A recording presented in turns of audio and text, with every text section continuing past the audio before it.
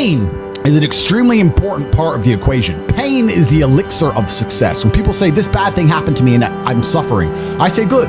It is pain which is required. It's one of the elements in the chemical reaction. If the chemical reaction requires 5 particular distinct compounds and you have 4 and you're missing 1, it simply doesn't work.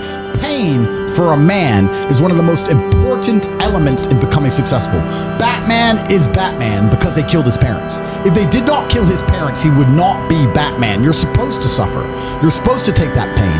The worst thing that can happen to you as a man is you live a life with no pain in it. To be born into a rich family and have a nice easy life and be given money and you don't have to go to the gym and not have to train because you have bodyguards and sit around like a fuck up. You're going to be miserable and unhappy and a drug addict buying prostitutes. You're only going to have women who adore you. You're only going to feel confident in yourself and feel happy when you've been through hell and come out the other side.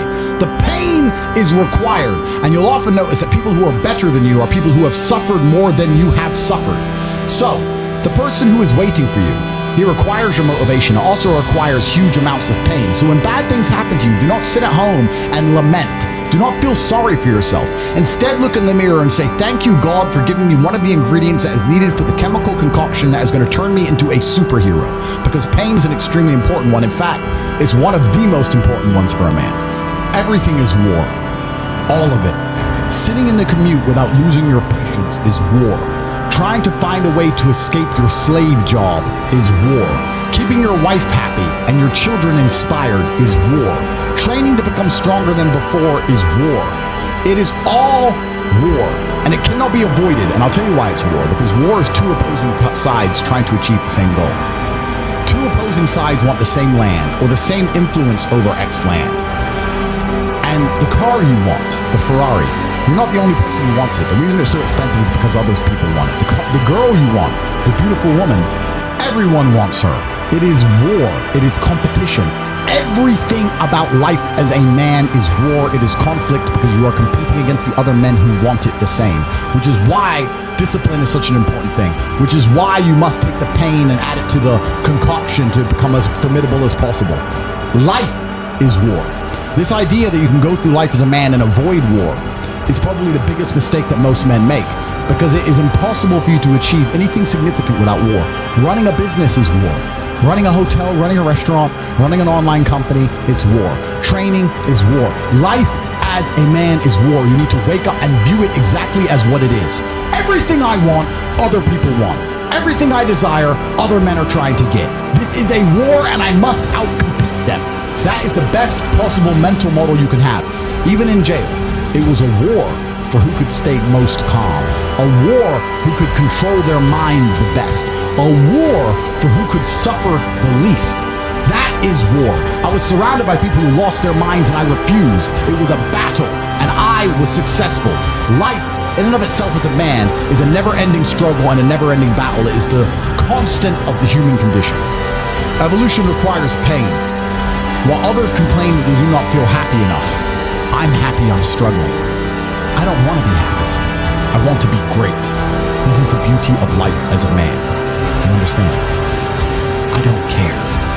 I'm happy to be struggling. I wanted to fight. You wanted to win.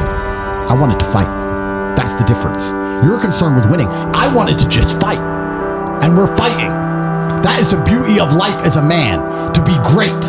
If you concern yourself only with being happy, you are once again acting like a female or a child. Happiness is fleeting. It doesn't even matter if you're concerned only with the hedonism of happiness. You're going to drink alcohol and go to parties and go to festivals and take drugs. I want to be happy. Who cares? I want to be great. I want to be great all of the time. And let me ask you a question as a man at home, genuinely, truthfully. Would you rather be a loser who's always smiling, a happy loser, or would you rather be a stressed winner? Because I'll tell you something about winners. Most of them are stressed. We are stressed. We're stressed. Putin is stressed. Genghis Khan was stressed when his messenger turned up after a 4-week ride with updates from the battlefront of Iran. I'm sure he was stressed by what he read. Even if it was very good, even if it all looked fantastic, he started to feel stressed. Okay, well now maybe I need to go to Iran. How long is it going to take me to get there? Maybe we need to send more horses. Maybe we need to colonize Iran. He felt stress because The beauty of life as a man is to be great. So you have to sit here and ask yourself, do you want to be a happy loser that's insignificant? Nobody knows you exist. Women don't respect you. Men don't respect you. Nobody cares if you live or die, but you get to smile all the time. Or do you want to be one of the most important people on the planet with a little bit of stress? I am brilliant because I've decided to be brilliant. And if I have to sacrifice happiness to be brilliant, then that's fine. You know what the great thing about it is? You know it's amazing what God gives, how the whole world becomes full circle? If you stop caring about being happy and you start caring instead about being great, guess what you end up being? Great. Along with great. And you know what? Yeah, happy. You end up happy if you forget about happiness and try to become great. You will never be successful if you're concerned about being happy, so forget about it. I like to consider myself a wise old man, and I'm trying my best to encourage and instigate a revolution amongst the youth where men take absolute self-accountability and they believe in themselves and they take responsibility for absolutely everything. As a man, you are most formidable if everything is your fault. If it rains outside and you get wet, that is still your fault. Can you control the rain? No. Could you have brought an umbrella? Yes. You need to blame yourself for all things, the good and the bad. And by doing this, you take absolute self-accountability, which allows you to build a mental model in which you will find solutions, 1. 2, avoid trouble, because you know that anything bad happens to you is your fault. And 3, be the most fearsome competitor possible, because we're living in a very competitive world nowadays amongst the elites. The people who understand that you're living inside of a fish tank are trying very hard to get out. And you have to make sure that you can outrun some of them if you want to escape. There's an age-old adage. If a bear is chasing a group of people, you do not have to be the fastest one. You just have to be faster than the slowest. The slowest person is going to die. So as long as you're ahead of the majority of people, you stand a very good chance of avoiding slavery. Being a powerful man isn't always about furious anger and instilling fear. As enemies attempt to attack your energy and lower your vibration, understand this: power is untouchable. Power may notice, but it doesn't care. Sometimes power is simply not giving a fuck. Being a powerful man isn't always about furious anger and instilling fear, meaning sometimes it is. You need to retain the capability to instill fear with furious anger. A man who cannot do that is not a man. It is one of the cards you need to have in your deck. However, more often than not, when you're in a true position of power, you will play the alternate card, which I'm describing here, as simply not caring. How can you not give a fuck about things? Well, I'll tell you how. If you're filthy rich, and you have a strong network of people around you who you trust, and you have a good family, and you have beautiful children, you have women who love you, and you have beautiful supercars, you live with your best friends in a compound, you have armed guards, and you're proud of yourself, and you're strong, and you train hard every day, and you're monumentally successful, and all of your dreams come true, and if you want something, you can instantly snap it up. You want a Pagani, you want a Bugatti, you want a $25 million apartment, anything you want, you buy. It's very easy to not give a shit about the opinions of people who don't have one fraction of your success. And what these people are trying to do is drag me, I'm using me as an example, but we can also use it for you. When you have true power, they're trying to drag you down. They're not trying to elevate themselves.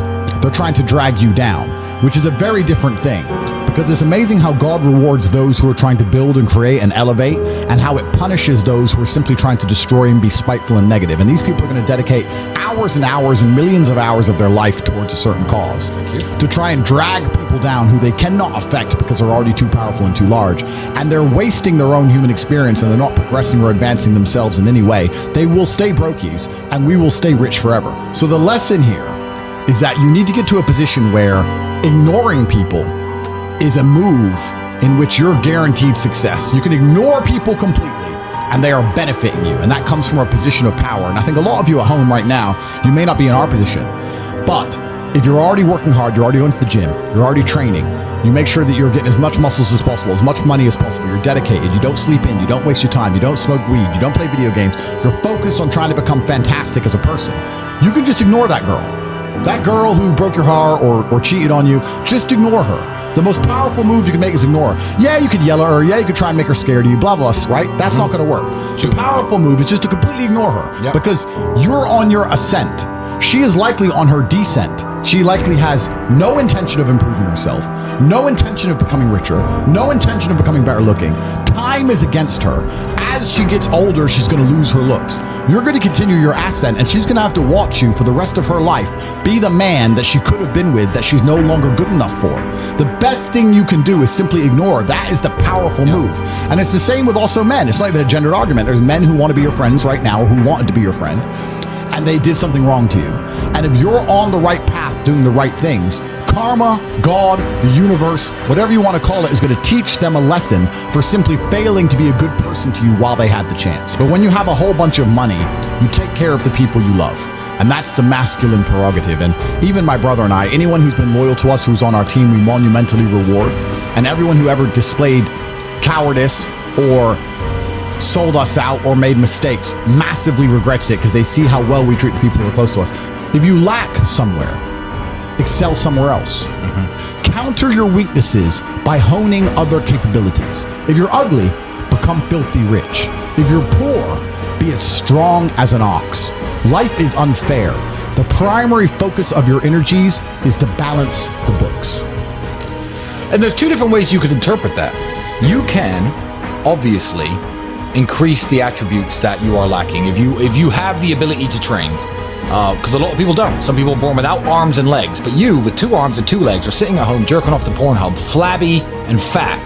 If you have the ability to train, you should be doing it. But also, there are some things that some people are just better at, and you can counteract that problem by teaming up with people who compensate for your weaknesses. People who are strong in areas where you are weak, and you team up with people where you are strong in areas where they are weak.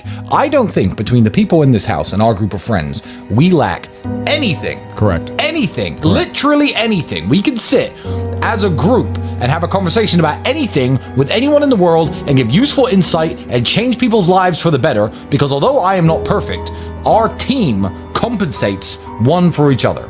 And that's the point of brotherhood. So excel in one area if you lack in others. I have people say to me, Andrew, I'm short. What do? I'm short. Okay, God made you short. Fine, good.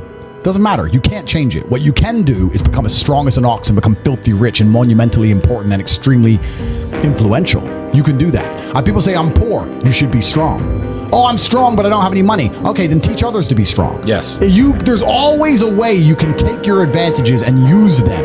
And by teaming up with other men, other people, you can build a team in which there are no weaknesses.